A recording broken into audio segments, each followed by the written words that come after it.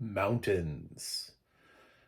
This is directed by Monica Sorrell and stars Spirit Award nominee for Breakthrough Performance Adaban Nazir. And I'm a voting member for Spirit Awards, so that's how I got to watch it. Um, it's I have no idea if it has this distribution or not. Hopefully it does. It did bounce around several film festivals and got some recognition, so it would be disappointing if this didn't have distribution. Also, it is very much sort of what the Spirit Awards are looking to recognize, which are stories about populations that don't necessarily see themselves represented every single day. And this is about a Haitian family in Miami, so yeah, I would say that qualifies as lifting up underrepresented voices. It's one of the reasons I like being a Spirit Awards voter, is being a blind film critic. And do you see a lot of blind voices being lifted up all the time? I don't. So, the only problem here is, one of the reasons I'm doing this is nobody ever provides audio description for screeners. Here, all of our screeners lack audio description. So, you're probably watching this around the time of consideration, just to acknowledge the fact that I did watch Mountains. I did consider it. It was for my consideration, and I did consider it. And I'm intrigued, but also I need audio description at the end of the day. It's a film about Haitian immigrants, so yeah, some of it is in Haitian Creole, not in English. Okay, cool. Well, anybody would need audio description anyway. There's a lot of stuff that's silent, a lot of Monica Sorrell's shots here. It's not a dialogue heavy film. It's not silent either. I don't want to say that. I mean, there's dialogue in this film. There's a whole routine where the uh, the son of the family wants to become a stand-up performer, and he does like a set, like the whole thing, in the middle of the film, which I actually found to be the most entertaining part because I thought he was really good. I was like, this guy must be a stand-up comic, because this is way too good for just an actor. But then again, Rachel Brosnahan did such a great job with Marvelous Miss Maisel that now I'm like, I don't know, maybe actors can just, if you hand them a really great stand-up routine, maybe they can just deliver it. Maybe somebody did write his stand-up routine. I don't know. But he feels so natural that I was like, this guy's got to be a stand-up comic. And it's the film is about gentrification. The film is about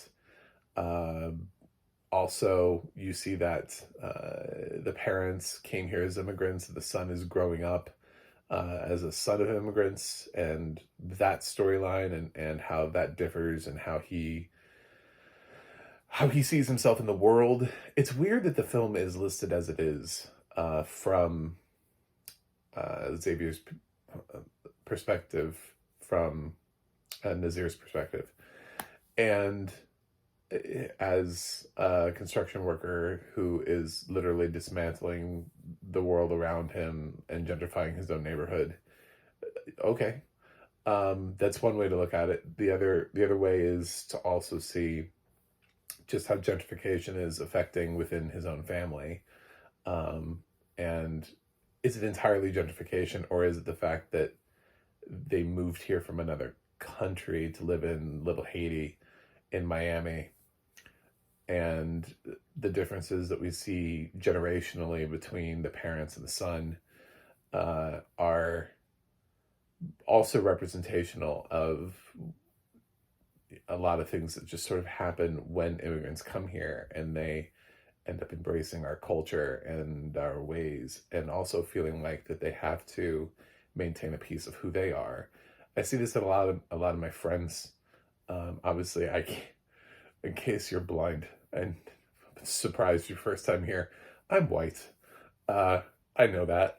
It doesn't mean I don't have friends who aren't, and living in sort of a little bit of a melting pot here in Central Florida. I do know several people who have come from other places. I also work in a school, so I have a lot of kids who are international students, and they come here, and it's interesting to see how they um, have to navigate the Americanization process of what it is that they do, and the assimilation. And it's not necessarily gentrification so much as it is uh, the culture that they see.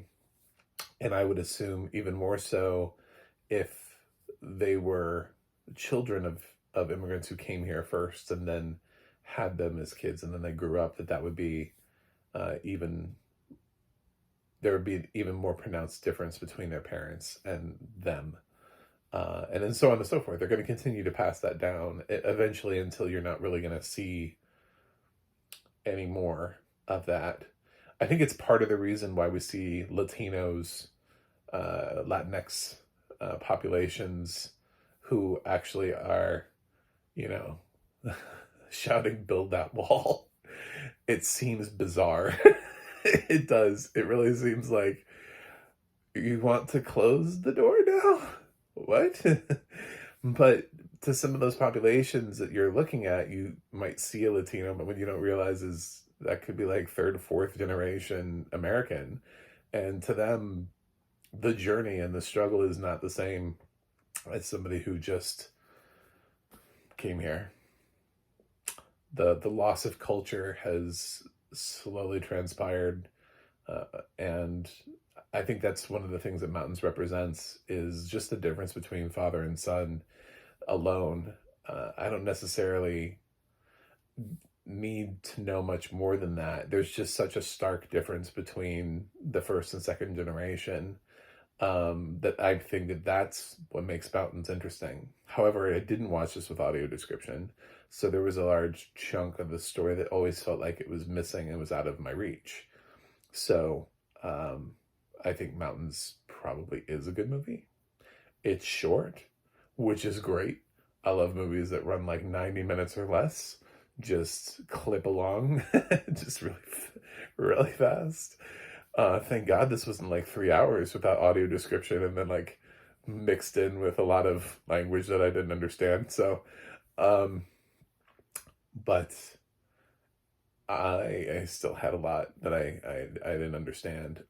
Due to the way that I viewed the film, though, I usually use the word unwatchable for a film that doesn't have audio description. I was provided a screener copy, not a legitimate real copy. Not like I didn't seek this out online on a streaming platform to where I can hold a streaming platform accountable, or download it off the internet. So this is like a whole different monster that I've jumped into.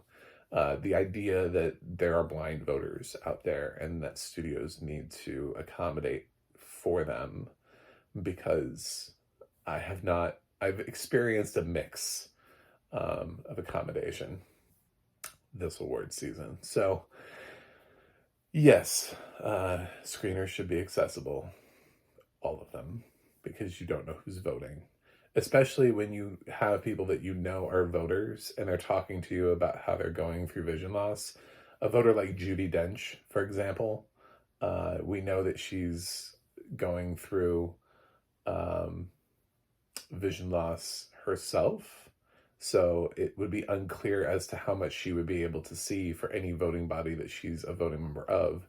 And because she's Judi Dench, I'm just going to assume and go out on a limb here and say she's got to be a member of something. I mean, I assume she's a voting member of the Academy. She is a winner, so yeah, and that's just one example.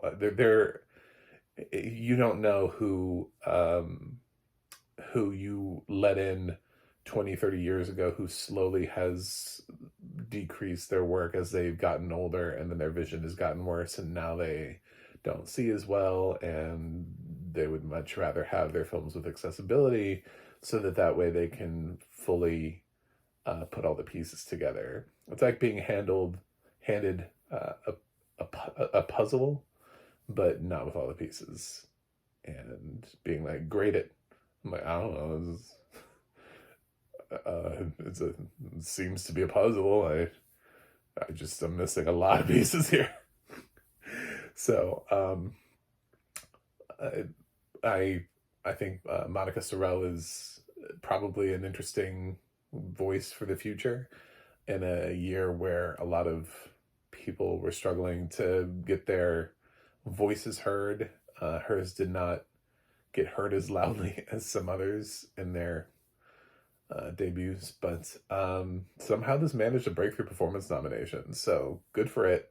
And even if I am not entirely sure why, I think there's a lot of stuff in this film that definitely should be watched and enjoyed, especially if you're here. I know I have sighted fans. If you're here as a sighted fan and Mountains comes across your path, I think there's a really rich and rewarding story here. So please watch this film. As far as an official grade from me, I'm not grading it. There's no grade. So I'm opting out because I did not get a full experience, and it would be unfair to the filmmaker and actors and crew and everything for me to grade this film. But please, if you are from Mountains, consider making sure that your film has accessibility at all times. That means screeners, that means VOD, that means streaming services, that means theatrical, that means film festivals. That means that your film is accessible to any person like me, and also accessible to anybody who is deaf or hearing impaired. So that way they have captioning that they require. Accessibility matters. Inclusivity. That's what we're here to talk about, right? Spirit Awards. So anyway, thanks for watching. Thanks for subscribing. And I do have a website, macthemovieguy.com. You can follow me on X, Threads, or Instagram at MacTheMovieGuy. You can go to the audio description project, adp.acp.org. It'll let you know what has audio description, where you can watch it. And you can go to the ADNA.org. That's the ADNA.org. It'll let you know who's working on audio description when a film has audio description, like who's narrating it and stuff. It's like IMDb for narrators. So anyway, that's it for me today. I will review something else and see you guys on the other side.